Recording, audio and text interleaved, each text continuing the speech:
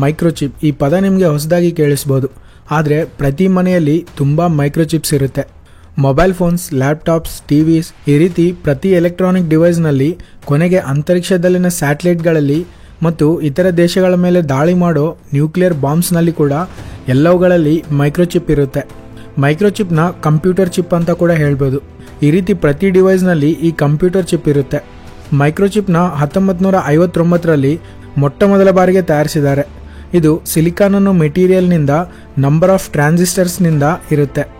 ಒಂದು ಮೈಕ್ರೋಚಿಪ್ನಲ್ಲಿ ಎಷ್ಟು ಜಾಸ್ತಿ ಟ್ರಾನ್ಸಿಸ್ಟರ್ಸ್ ಇದ್ದರೆ ಮೈಕ್ರೋಚಿಪ್ ಅಷ್ಟು ಪವರ್ಫುಲ್ ಅಂತ ಅರ್ಥ.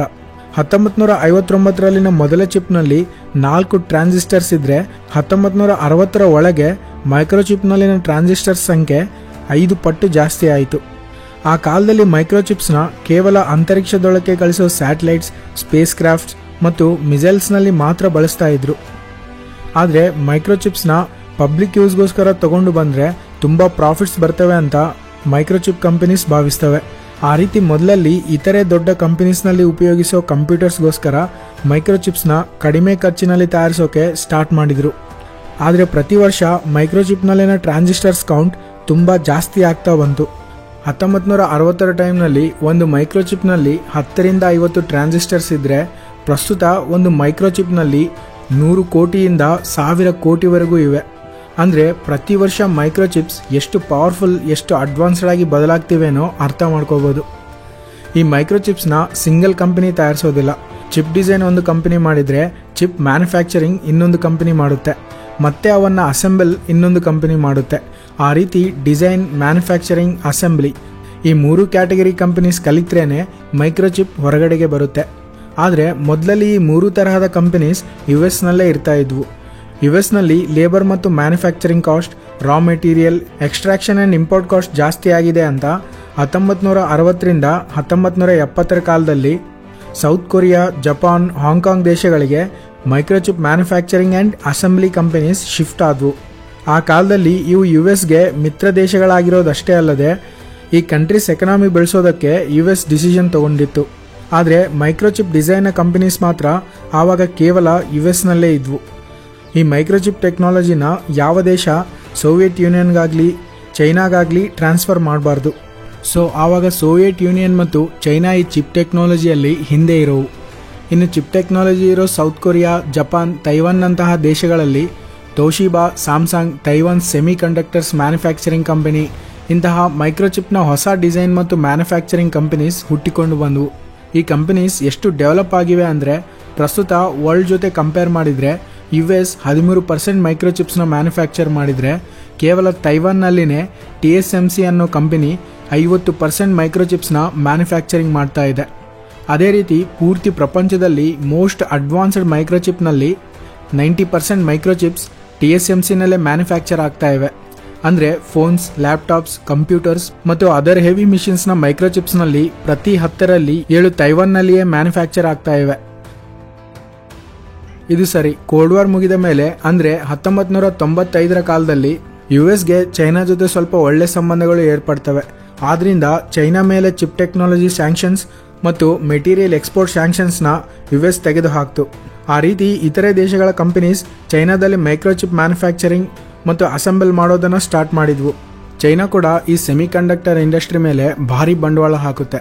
ಚೈನಾದಲ್ಲಿ ತಮ್ಮ ಸ್ವಂತ semiconductor design and manufacturing companies ಏರ್ಪಡ್ತವೆ. ಚೈನಾ ಕೂಡ ಅಡ್ವಾನ್ಸ್ಡ್ ಮೈಕ್ರೋಚಿಪ್ಸ್ನ ತಯಾರಿಸೋ ಸ್ಟೇಜ್ಗೆ ಬೆಳೆಯಿತು. ಈ ಸೆಮಿ ಕಂಡಕ್ಟರ್ ಫೀಲ್ಡ್ ಡೆವಲಪ್ ಆದಮೇಲೆ ಹೊಸದಾಗಿ ಸೆಮಿ ಕಂಡಕ್ಟರ್ಸ್ನ ಡಿಸೈನ್ ಮಾಡೋದಕ್ಕೆ ಸಾಫ್ಟ್ವೇರ್ ಆ್ಯಂಡ್ ಎಕ್ವಿಪ್ಮೆಂಟ್ ಕಂಪನೀಸ್ ಏರ್ಪಟ್ವು.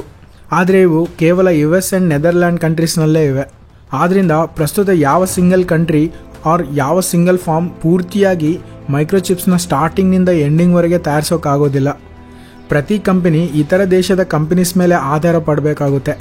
ಆವಾಗಲೇ ಮೈಕ್ರೋಚಿಪ್ ಹೊರಗೆ ಬರುತ್ತೆ, ಚೈನ್ ಸಿಸ್ಟಮ್ ಸರಿಯಾಗಿರುತ್ತೆ. ಸರಿ, ಈಗ ಸೆಮಿ ಕಂಡಕ್ಟರ್ಗೋಸ್ಕರ US ಆ್ಯಂಡ್ ಚೈನಾ ಯಾಕೆ ಜಗಳ ಮಾಡ್ತಿವೆ ಅಂದರೆ ನೆದರ್ಲ್ಯಾಂಡ್ಸ್ನಲ್ಲಿ ASML advanced semiconductor materials lithography ಅನ್ನೋ ಒಂದು ಕಂಪನಿ ಇದೆ. ಪ್ರಪಂಚದಲ್ಲಿ ಈ ಒಂದೇ ಸೆಮಿ ಕಂಡಕ್ಟರ್ ಕಂಪನಿ ತುಂಬ ಯೂನಿಕ್. ಯಾಕಂದರೆ ಎಲ್ಲ ಕಂಪನೀಸ್ ಚಿಪ್ಸ್ನ ಒಂದು ತರಹದ ಟೆಕ್ನಾಲಜಿಯಿಂದ ತಯಾರಿಸಿದರೆ ASML ಒಂದೇ ಕಂಪನಿ ತಮ್ಮ ಓನ್ ಅಡ್ವಾನ್ಸ್ಡ್ ಟೆಕ್ನಾಲಜಿಯಿಂದ ತಯಾರಿಸುತ್ತೆ. ಈ ಕಂಪನಿಯ ಅಡ್ವಾನ್ಸ್ಡ್ ಟೆಕ್ನಾಲಜಿ ಉಳಿದ ಯಾವ ಮೈಕ್ರೋಚಿಪ್ ಕಂಪನೀಸ್ನಲ್ಲಿ ಕೂಡ ಇಲ್ಲ. ಆದರೆ ಈ ಕಂಪನಿಯಲ್ಲಿ ಕೆಲಸ ಮಾಡೋ ಜಂಗ್ ಚಾಂಗ್ ವೂ ಅನ್ನೋ ಚೈನೀಸ್ ಇಂಜಿನಿಯರ್ 2011ರಲ್ಲಿ ಈ ಕಂಪನಿನಿಂದ ಹೊರಬಂದು ಚೈನಾದಲ್ಲಿ ಸ್ವಂತ ಕಂಪನಿಯನ್ನು ಸ್ಟಾರ್ಟ್ ಮಾಡ್ತಾನೆ. ಆ ರೀತಿ ಸ್ಟಾರ್ಟ್ ಮಾಡೋದ್ರ ಜೊತೆಗೆ ASMLನಲ್ಲಿ ಕೆಲಸ ಮಾಡೋ ತುಂಬ ಇಂಜಿನಿಯರ್ಸ್ನ ತನ್ನ ಕಂಪನಿಗೆ ರಿಕ್ರೂಟ್ ಮಾಡ್ಕೊಳ್ತಾನೆ ಮತ್ತು ಆ ಚೈನೀಸ್ ಕಂಪನಿ ASML ಟೆಕ್ನಾಲಜಿಗೆ ಸಿಮಿಲರ್ ಟೆಕ್ನಾಲಜಿನ ಡೆವಲಪ್ ಮಾಡ್ತು. ಇದು ಒಂದು ವಿಧವಾಗಿ ಚಿಪ್ ಟೆಕ್ನಾಲಜಿನ ಕಳ್ತನ ಮಾಡಿದಂತೆ. ಅದೇ ರೀತಿ ತೈವಾನ್ನಲ್ಲಿನ ಮೈಕ್ರೋಚಿಪ್ ಕಂಪನಿಯ ಎಲ್ಲ ಡೇಟಾವನ್ನು 2020ರಲ್ಲಿ ಚೈನೀಸ್ ಹ್ಯಾಕರ್ಸ್ ಹ್ಯಾಕ್ ಮಾಡಿ ಆ ಡೇಟಾವನ್ನು ಸ್ವಾಧೀನ ಮಾಡಿಕೊಂಡ್ರು. ಈ ಕೆಲಸ US ಮತ್ತು ಇತರೆ ಗೌರ್ಮೆಂಟ್ಸ್ಗೆ ಕೋಪ ಬರೋ ಥರ ಮಾಡ್ತು. So US government Taiwan, Netherlands, Japan ಇಂತಹ ಕಂಟ್ರೀಸ್ನಿಂದ ಮೈಕ್ರೋಚಿಪ್ ಡಿಸೈನ್, ಸಾಫ್ಟ್ವೇರ್ ಎಕ್ವಿಪ್ಮೆಂಟ್ಸ್ ಈ ರೀತಿ ಯಾವುದನ್ನು ಚೈನಾಗೆ ಹೋಗದಂತೆ ಮಾಡ್ತು. ಆ ರೀತಿ ಮೈಕ್ರೋಚಿಪ್ ಚೈನ್ ಸಿಸ್ಟಮ್ನಿಂದ ಯಾವುದು ಚೈನಾಗೆ ಹೋಗದೆ ಚೈನಾಗೆ ಲಿಂಕ್ ಆಗದಂತೆ ಮಾಡ್ತು. ಇದರಿಂದ ಮೈಕ್ರೋಚಿಪ್ಸ್ಗೋಸ್ಕರ World War III ಬಂದರೂ ಆಶ್ಚರ್ಯವೇನಿಲ್ಲ. ಯಾಕಂದರೆ ಪ್ರಸ್ತುತ ಎಲ್ಲ ಡಿವೈಸಸ್ನಲ್ಲಿ ಮೈಕ್ರೋಚಿಪ್ ಬೇಕೇ ಬೇಕು. ಈಗಾಗಲೇ ಪ್ರಪಂಚದಲ್ಲಿ ಮಿಸೈಲ್ಸ್ ಇರೋ ಎಲ್ಲ ದೇಶಗಳು ಅವರ ಮಿಸೈಲ್ಸ್ನಲ್ಲಿ ಎಷ್ಟೋ ಅಡ್ವಾನ್ಸ್ಡ್ ಚಿಪ್ಸ್ನ ಉಪಯೋಗಿಸ್ತಾ ಇವೆ. ಅದೇ ರೀತಿ ಆರ್ಟಿಫಿಷಿಯಲ್ ಇಂಟೆಲಿಜೆನ್ಸ್ನಲ್ಲಿ ಕೂಡ ಪ್ರಸ್ತುತ ತುಂಬ ಅಭಿವೃದ್ಧಿ ಆಗ್ತಾ ಇದೆ. ಈ AI ಅಡ್ವಾನ್ಸ್ಡ್ ಆಗಿ ಇರಬೇಕಂದ್ರೆ ಇವುಗಳಲ್ಲಿ ತುಂಬ ಅಡ್ವಾನ್ಸ್ಡ್ ಮೈಕ್ರೋಚಿಪ್ಸ್ ಅವಶ್ಯಕ. ಫ್ಯೂಚರ್ನಲ್ಲಿ ಮನುಷ್ಯರು ಮಾಡೋ ಎಷ್ಟೋ ಜಾಬ್ಸ್ ಈ ಆರ್ಟಿಫಿಷಿಯಲ್ ಇಂಟೆಲಿಜೆನ್ಸ್ ಮುಖಾಂತರ ತುಂಬ ಫಾಸ್ಟ್ ಆ್ಯಂಡ್ ಎಫಿಷಿಯೆಂಟ್ ಆಗಿ ನಡೀತವೆ.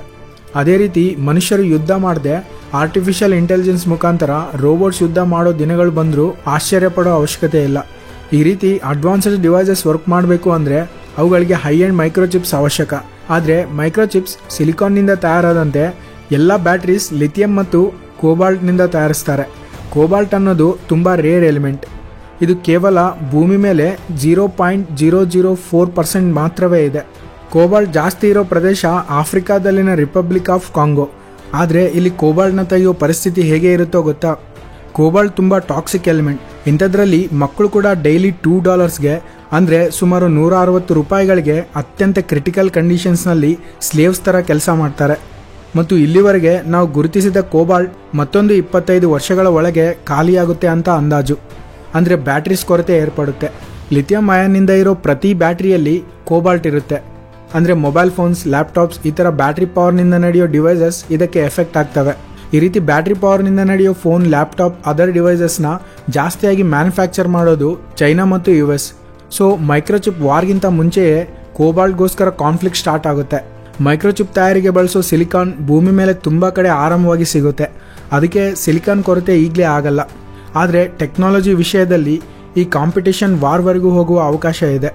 ಇನ್ನೊಂದು ಮುಖ್ಯವಾದ ವಿಷಯ ಏನಂದರೆ ತೈವಾನ್ ಇರೋದು ಚೈನಾ ಪಕ್ಕದಲ್ಲೇ.